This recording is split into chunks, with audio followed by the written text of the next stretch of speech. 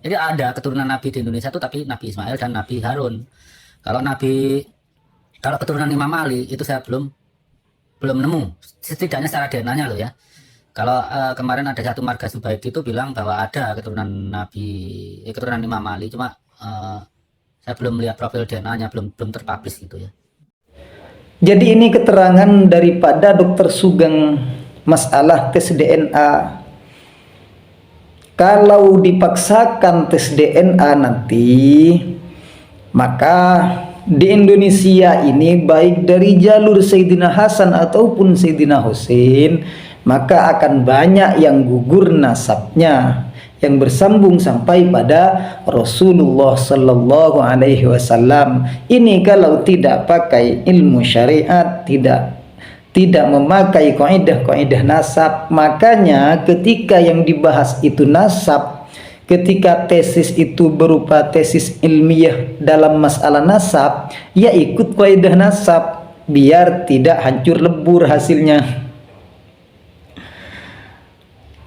Ujung-ujungnya nanti tidak akan ada dzurriyyah Rasul di Indonesia. Ya kalaupun ada nanti sebagian, karena apa? Ini kalau tes DNA ini dipakai yang biayanya banyak dan hasilnya nanti akan mengecewakan, juga akan banyak nanti keturunan daripada Wali Songo yang tidak sama hasilnya tidak sama. Makanya sudah benar dalam kitab Al-Madkhal di sini al-i'timad 'alal Himdin Nawawi al-ma'ruf bi DNA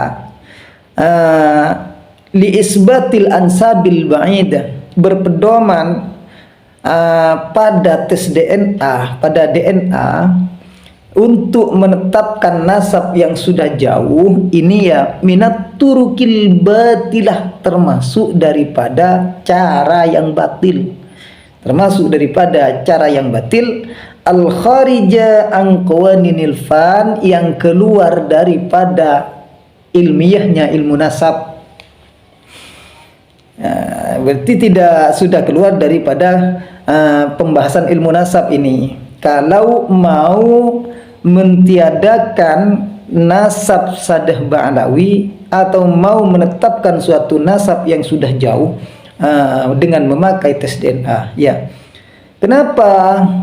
Lima taqaddama min anna nabiyya sallallahu alaihi wasallam, karena hal ini Rasulullah qad alamna, sudah mengajarkan kita tariqata isbatil ansab, cara menetapkan nasab, wahiyya bisyuhra wal istifadah, yaitu dengan cara syuhra wal istifadah as-sahihah. Ya.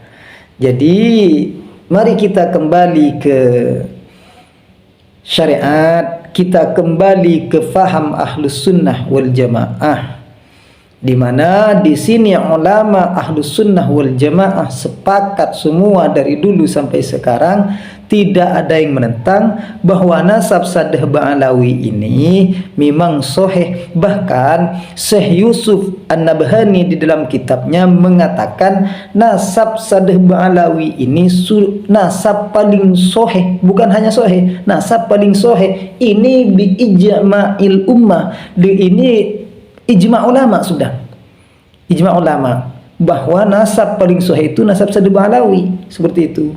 Ini sekarang akhir zaman, nasab yang paling sahih dipermasalahkan. Nasab yang masih belum jelas mau dipaksakan mau jadi nasab sahih. Ini sudah akhir zaman.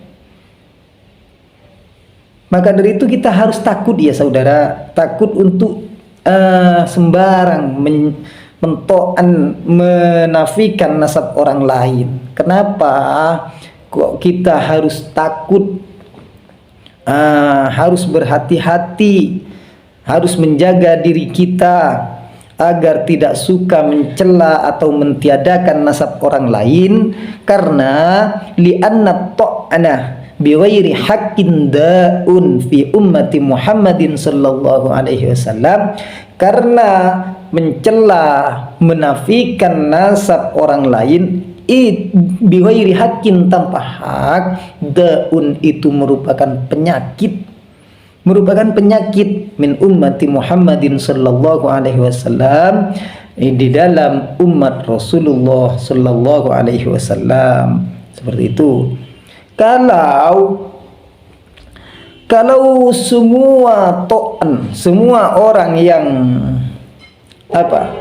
yang menafikan, yang suka mento'an nasab seseorang itu diterima, meskipun dia bighairi hak, tanpa hak, sembarang siapa saja sudah bisa mento'an nasab seseorang bila dalilin, tanpa adanya dalil, maka yang jelas akan banyak nasab daripada seseorang dan qabilah yang tidak sah, disebabkan sembarang orang suka mento'an, suka mentiadakan, menafikan nasab seseorang, suka membatilkan, memalsukan nasab seseorang. Sehingga di sini ada tempatnya siapa yang pantas orangnya.